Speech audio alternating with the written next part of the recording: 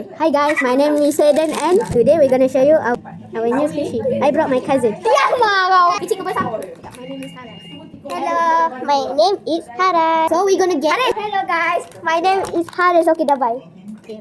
Hi, my name is Nadra. Apa? Rara. Apa? Aku tak bilang sebab rambut aku. I don't freaking care. Apa? This my KFC Needoh and this squishy dumpling club. Okay. Understand. Hello. This is my Needoh and this is my mystery dumpling. Okay.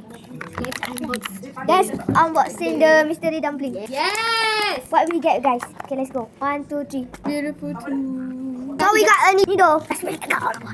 Last turn. Come on, your turn, brother. Ada cepat je. So we got a Needoh. First, we got this.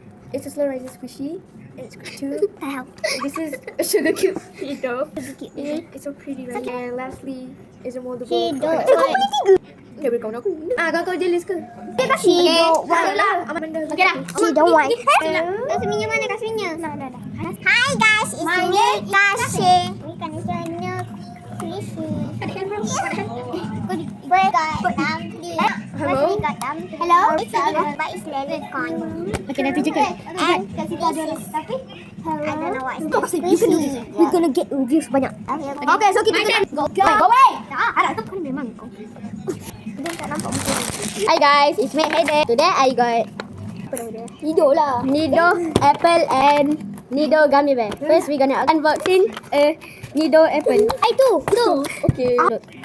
It's original. Look. It's original. Yes. Mami tengok ni orang ni. Kalau macam ni kita tak dapat banyak views. Sorry about earlier. I'm so Look, guys. sorry bro. I got it satisfying. Okay, let him Do it. Apa ni? Dia lama boleh pula.